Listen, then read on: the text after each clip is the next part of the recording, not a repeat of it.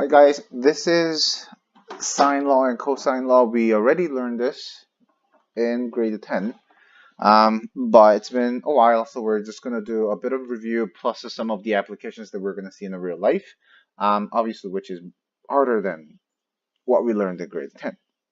So we are going to focus on the number 1 and number 2 today, not number 3. Number 3, we're going to take it in the part 2 of this video. So let's just focus on the sine law and cosine law. Now, before we actually start, what I want you to do, what I wanted you to do in class, if I were you with in class, then I wanted you to actually investigate this portion, but I'm going to cut it. Now, if you actually think of it, if you actually try this part, what you're going to see is that your sine and cosine is only from -1 to 1. It never goes beyond 1 or -1, whereas tangent basically everywhere. It goes forever. So it goes forever. Okay, I'm going to show you how the graphs actually look like later on in class using the Desmos.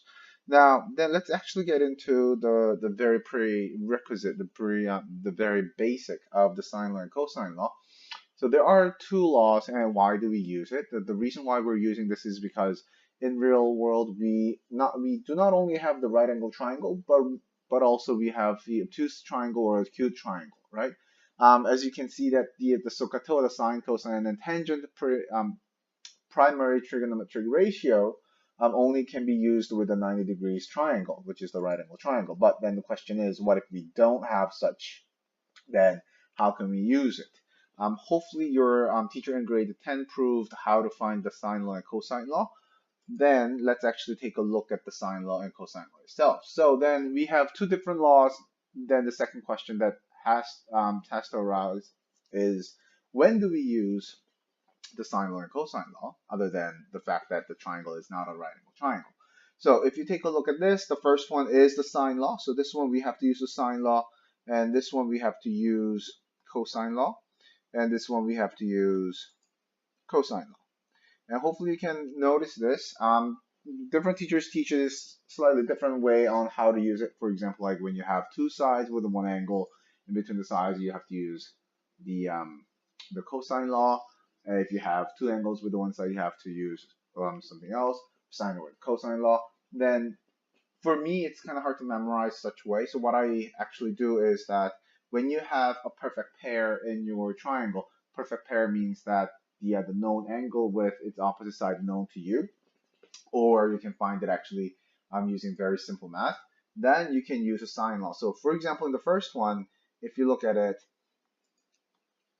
these two is a perfect pair. Indeed, since we know the angle, which is 60 degrees, and we know the opposite side of the 60 degrees, which is 7, right? The side length of the opposite side of the angle 60 degrees is 7. So in this case, we have to use a sine law. Whereas the second triangle, we do not have a known perfect pair. Like, for example, in this case, 37 degrees with the opposite side C, we don't know. Same thing with this angle, we do not know what the angle A is, and we do not know what the angle B is.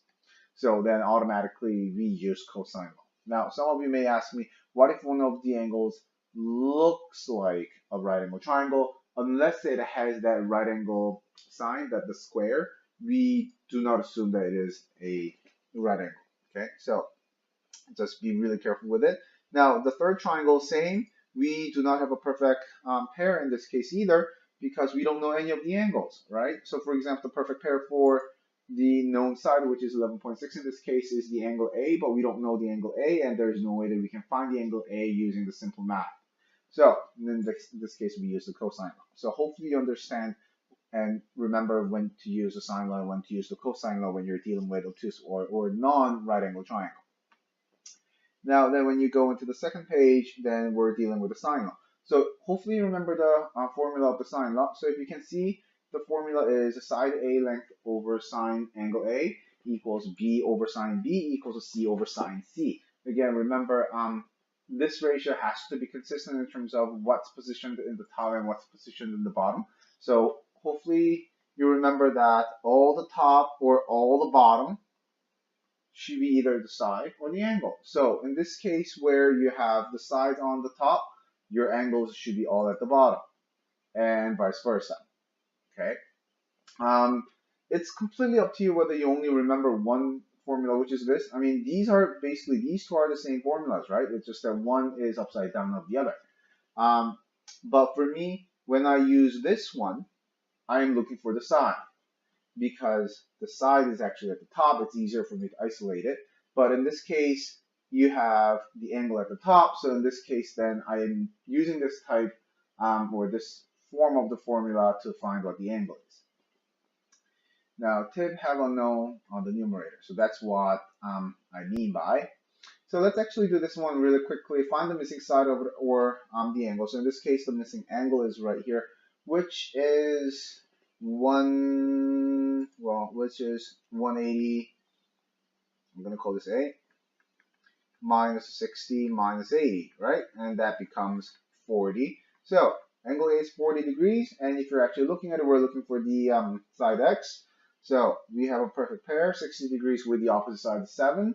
So we are going to use a sine law, and then we're looking at the side x. So we're going to actually pair these two up. Now remember, hopefully remember this, if the angle A is here, then the side A is the opposite of. So the alphabet actually follows the same, it's just the angle is always the uppercase and the side is always the lowercase. So let's try the formula. So in this case, I'm looking for the side, so I'm going to use this form of the formula where the side length is on the numerator. So then I have A over sine A, which is then sine 40 degrees. Then equals, I'm going to call this one B, and then I'm going to call this one X. So then X over sine 80 degrees. And if you actually try this, oh, sorry, what did I do?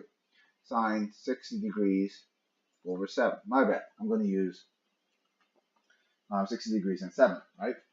So then in this case, all you have to do is find what this part is. So using your calculator, 7 divided by sine 60. Well, remember sine 60 is the square root of 3 over 2. But when I actually ask you to find the sine law or cosine law, I'm not going to ask you to put your answer in an exact value, most likely. So use your calculator to do this. And this gives me 8.08 that equals x over sine 80. And then we know that the sine 80 using your calculator is then 0.98.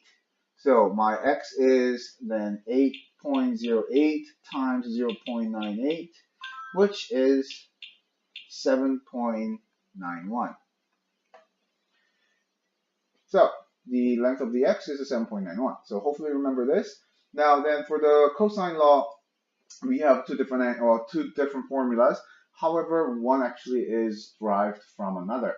So for example, this is to find what the side length of the cosine, well, side length of, not the cosine, the side length of the triangle. Whereas this is basically to find what the angle is.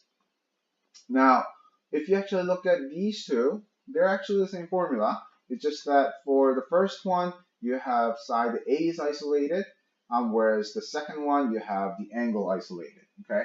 Now, do I have to memorize both formulas? Not necessarily. You can simply use this one for everything. Or you can use this one for everything. It's completely up to you, okay? So let's actually take a look at the first one. It says find side C, so which is this one. Now, make sure that we have to use the cosine law in this case. If you take a look at it, we don't have a perfect pair. We know 37 degrees, but we don't know what the side length of the opposite side, which is in this case C. We know the side A, which is the 8, but we don't know what the angle A. And the same thing goes for the angle B, right? So then all we have to do is plug the numbers in. Now, since this is a C that we're looking for, I'm going to put it as a C squared, and then A squared plus B squared minus 2AB, and then cosine C. So in this case, hopefully you notice this, that whatever the length that you're looking for is always staying on the left side of the equation or the formula, and the other variables are in the middle. and then at the end is the angle that matches the side that you're looking for. So if it was b, then it would be b squared equals a squared plus a c squared minus 2ac. See that a and c are the other sides than the b, and then cos angle b. Okay, so hopefully you can find this, or you can see this pattern over here. So all I need to do is then I have to plug the numbers in. So then c squared equals 8 squared plus 11 squared minus 2 times 11 times 8. Well, actually, I'm going to change that to 8 times 11 just to follow a and b, but you don't really have to. I'm just doing it so you don't get confused. And then cosine 37. So using your calculator, what we have is then 64 plus 121 minus, now 2 times 8 times 11, so 2 times 8 times 11 is 176, I believe. So 176. Now cosine 37 is then 0.8. It's actually 0.798. So we're going to just keep 2 decimal places. So we round it from the third one, and that becomes 0.8. Now, a typical mistake that everybody makes a lot of times is that they calculate these three first. But remember, we have to follow the bedness, so we have to actually multiply these two first. So 64 plus 121 will be 185, and then minus 176 times 0.8 gives 140.8, and that gives me 44.2. So c squared is 44.2, so then all we have to do is take the square root of that. Now where's the answer? So then c is square root of 44.2, and that will be 11.87. Okay, so that's how we can simply do it. Now, in this case, this is find angle B, which is this one. Now, some of you then may ask me, instead of using this angle, can you actually show us how to use this one to find angle B? Sure, let's actually try it, because using this one will be quite simple enough. So, in this case, we're looking for angle B, so that means my cosine B will be here, and the other side will be B squared and equals A squared plus a C squared minus 2AC. So that, in that way, I can use the cosine B, right? So we know what the B squared is. We have 15.2 squared, and then A is 11.6 squared. C is the opposite of the C, so that will be 7.4 squared minus 2 times 11.6, 7.4, and then cos B. Now, using your calculator, let's use the calculator. So 15.2 squared gives me 231.04. 11.6 squared gives me 134.56. 7.4 squared gives me 54.76. And then minus, now 2 times 11.6 times 7.4. That gives me 171.68 cosine B. So all we have to do is we have to isolate B. So first thing is we have to add these two. And that gives us 134.56 plus 54.76 is then 189.32 minus 171.68 cos B. So in order for us to isolate cos B, all we have to do is we have to get rid of 189.32 first. So I'm going to subtract 189.32 from both sides. So 231.04 minus 189.32. That gives me 41.72 equals negative 171.68 cos B. I'm going to make it smaller. Okay. So I am just making this one smaller so that I have more space to write. and then we divide everything by the negative 171.68. So divide this by negative 171.68. That gives me negative 0.24, which is cos B. So B is then cos inverse of negative 0.24. Now, using your calculator, it will say, so inverse of cos negative 0.24, it tells me that my B is 103.89 degrees. So that's how we can simply do it. Or if you don't like this hassle, you can simply just remember this one and then use that. Okay. So sine and the cosine law, they are quite simple to do. Now then, the last thing is the applications. It's going to be actually quite simple to do. So the first part is when you have multiple triangles attached together and form a weird shape. Now, when you are dealing with such questions, the first tip is that you have to look at the side of that is being shared by two or more triangles. So in this case, if you're looking at it, these dotted line sides are the ones that are being shared with other or by different triangles, or more than two triangles, or more than one triangle. So when you are doing this kind of things, the first thing is fill out as much as you can using the simple math. So in this case, I know that this is going to be 20 degrees. I know that this is going to be 20 degrees since it's 70 degrees and then 90 degrees and then 20 degrees makes it 180 degrees. And same thing goes here, that this big triangle over there will use 180 degrees as the total of the interior angles. So 65 plus 55 gives me 120. So this will give me 60 degrees. And this one is that we know this is 90, this is a 60. So this is a flat angle, which is 180. And therefore, this gives me 30 degrees. Using similar reasons as before, this will be 35 degrees if I am correct. Yes, it is. So once you do that, the very first thing that we have to find is then number one side, right? Because this is the one that this is the one that is being shared by the triangle BED or BDE with the BCD. So so steps are basically find number one. So find the number one. Now I'm going to leave this to you. Either you have to use sine law or cosine law. Then once you find this side, then you have to look at the next one. So this one, the side BE is being shared by the two triangles ABE and then BDE. So then find the side of 2. Then if you're looking at it, if you know the side 2, that means you are having a right angle triangle, right? You know what the 2 is from the calculation. You know what this thing is. So using maybe sine, cosine, or tangent, like the SOHCAHTOA, since we're dealing with a right angle triangle, then you will be able to find the x. So then the third one will be finding the x. So we're going to compare our answers to class on Wednesday. So try this one on your own, okay? See what you get. And once you get it, I actually want you to compare that to your friend, okay? Or a person sitting right beside you in class.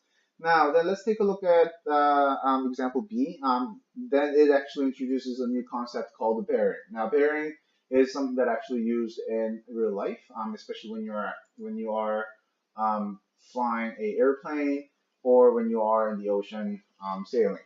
So it is a directional angle from north line and turn clockwise. Okay. So for example, in this case, bearing of 30 degrees means that from the north line, which is this one, right? And go clockwise. So go that way. And bearing of 30 degrees means that turn is 30 degrees. So this is bearing of 30 degrees. And the same way, bearing of 225 degrees means that from the north line, which is this one, we turn clockwise this way and 225. So turn this way all the way. And this is bearing of 225 degrees. Now, then the last example. So if you look at it, a boat P sails 100 kilometers at the bearing of 135 degrees, and it turns at the bearing of 15 degrees and sails 400 kilometers. What is the distance between the boat's position and its starting point? So this is going to be somewhat confusing, so pay really close attention to it, and I'm only going to draw how it looks like, and I will leave the calculation to you. Okay, so if you look at it, let's see. So a boat P sails 100 kilometers at a bearing of 135 degrees. So we have to find where that bearing of 135 degrees is first. Now that means my 135 bearing will be somewhere here, and the distance or the length of this line is going to be 100 kilometers. And we know that this angle here will be 45 degrees since this total rotation is 135. And then from this, it turns. So I'm going to use a different color to distinguish. So it was the first part, and the second part says it turns at the bearing of 15 degrees. So what I will do usually is I put a imaginary northwest to southeast line. So I put this. So from this point specifically, not the original, from that point specifically, we turn 15 degrees. So we turn 15 degrees. That means my line is going to be somewhere like that, and that's going to be 15 degrees. And this is where the final point is. Now, then the question is, how am I supposed to find the distance between the starting point and the ending point, right? So if you're looking at it, let's see how we can actually find this. So try this on your own. One tip that I can give you is that we know that this is a right angle, so we know this is going to be 45 degrees, right? We know this is going to be 45 degrees. So if you're looking at this, we have a giant triangle looking like that, which is 400 kilometers here, which is 100 kilometers here, and we know that this is 60 degrees, and we're looking for this side. And see whether you actually can find x using either sine law or cosine law. So obviously the first thing is you have to decide what law you have to use. Okay, just to give you a hint, the rule that we have to use, the law that we have to use, starts with C and Y, right? So I will dig into this one with you in class, but I really want you to try. Okay, all right, so thanks for watching. I'll see you guys in class on Wednesday. Bye.